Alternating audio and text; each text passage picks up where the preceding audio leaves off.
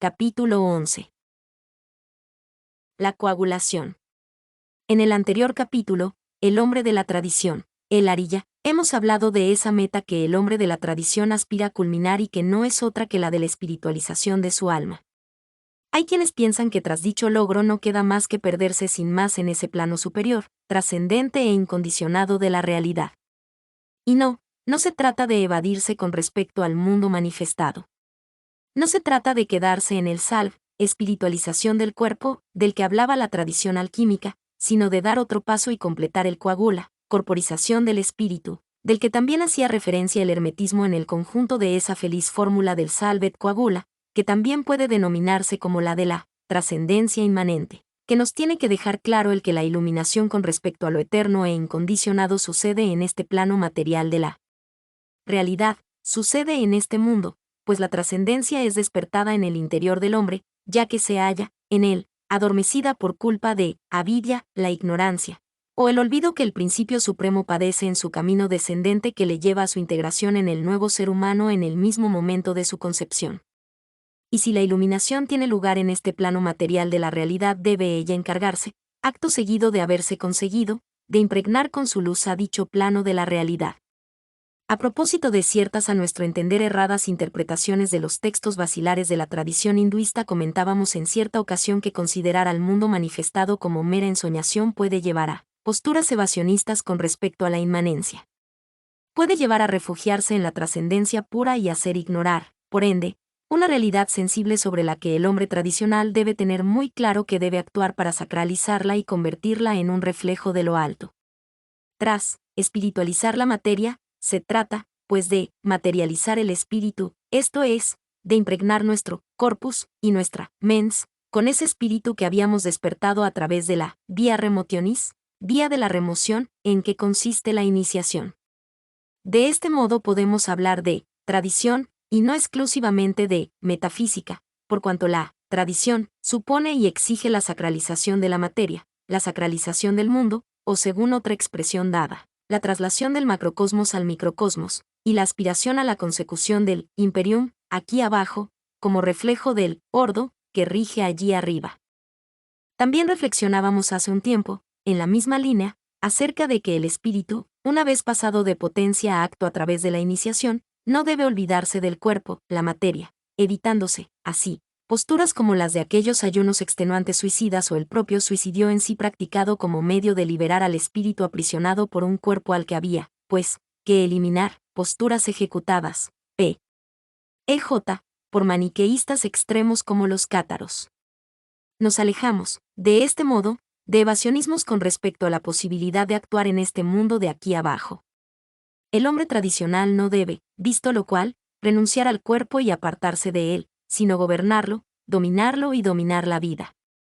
El estoico Séneca comentaba que el sabio no debe huir de la vida, sino apartarse de ella, y apartarse, lo debemos entender, desde el punto de vista de la tradición, como un no dejarse llevar por la inercia que comporta la cotidianeidad de la vida y sus estímulos superficiales.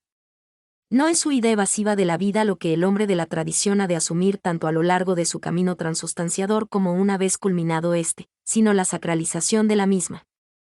El hombre diferenciado que se proponga el aventurarse por el periplo que le pueda llevar a la metanoia o renacer a la realidad metafísica será de lo caduco, de lo inestable, de lo fluctuante, de lo cambiante y de lo efímero, de lo que muere, de lo que pugnará por liberarse.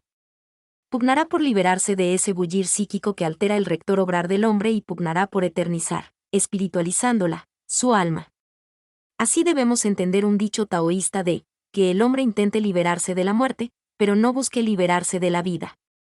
Si hasta aquí hemos tratado sobre el sentido del coagula, del que nos habla la tradición hermético-alquímica, y que arranca del momento en el que el hombre se ha hecho uno con el principio supremo imperecedero Brahman para abocar, seguidamente, la sacralidad de éste sobre todo el existir del dicho hombre, también podemos tratar sobre la constatación de que no es en base a la renuncia del cuerpo sino no solo a su dominio y control, incluso a su utilización como el hombre diferenciado puede ir culminando con éxito su vía remotionis, transformadora. Hay que plantearse el ejecutar cada acción de nuestra vida de acuerdo al principio de hacer lo que debe ser hecho, y no permitir que nuestro actuar continúe consistiendo en un simple agitarse convulso al son de estímulos, pasiones y demás turbulencias mentales. Si el hombre diferenciado es capaz de accionar así en la cotidianeidad de su existencia, habrá dado el primer gran paso para adiestrar su mente y controlarla para poder, de este modo, emprender los pasos posteriores interiores necesarios que le permitan el acceso a la gnosis de realidades de tipo suprasensible. La vida resulta, pues, imprescindible para culminar los procesos que dan acceso a la palingénesis o segundo nacimiento, tal como nos señala una sugerente cita extraída del texto del hinduismo que lleva por nombre Markandeya Purana y en el que del diálogo del sabio Markandeya con el también sabio Jaimini se puede leer que la vida como un arco, el alma como una flecha, el espíritu absoluto como diana a traspasar. Unirse con ese espíritu, como una flecha lanzada se clava en su blanco. Y es que el hombre diferenciado debe encarar la vida cual si se tratase del atanoro recipiente en el que los alquimistas operaban sus fórmulas para transformar el plomo o en oro, símbolo externo de lo que realmente pretendían, la búsqueda de lo eterno partiendo del cuerpo y no renunciando a él. De este modo la vida no será más contemplada como un valle de lágrimas, como un estado del que hay que evadirse porque lleva irremisible y fatalmente a la perdición, sino, al contrario, como un banco de pruebas y un campo de batalla que puede conducir al hombre diferenciado a su liberación, pues vita est militia superterram, la vida es milicia supraterrenal, vida que deberá ser sacralizada, el coagula, si nuestro hombre diferenciado consuma dicha iluminación. Este no desintegrar la propia individualidad, el yo, sino lidiar por sacralizarla y poder hablar mejor, así, de personalidad, es una postura que en la percepción de Evola resulta incuestionable si es, repetimos, que se quiere hablar de tradición, y no exclusivamente de metafísica pura. Se trata, inicialmente, de domeñar al yo y no de que este campo con la agitación que caracteriza a un yo ordinario, a sus anchas. No es, pues, cuestión de eliminarlo. El gran intérprete italiano de la tradición recordaba esta máxima iniciática. Pregúntate si eres tú quien tiene al yo o si el yo es quien te tiene a ti. Al igual que nos enseñaba que no hay duda de que es necesario liberarse de un cierto yo, la vía remotionis, el camino de la remoción, la destrucción del hombre antiguo, el cual, desde otro punto de vista, no es más que el hombre nuevo, el más reciente, es una condición que ha sido siempre reconocida para la reintegración espiritual. Pero al mismo tiempo es preciso subrayar una continuidad fundamental y no insistir en rígidas antítesis entre espíritu, de un lado, y cuerpo y alma, el yo, por otro lado. Y es también el maestro nacido en Roma el que nos hace llegar esta máxima de los tantra, señora del kula. En Kula Dharma, vía tántrica de la potencia, el disfrute deviene realización, yoga, perfecta, el mal se hace bien y el mundo mismo se convierte en el lugar de la liberación.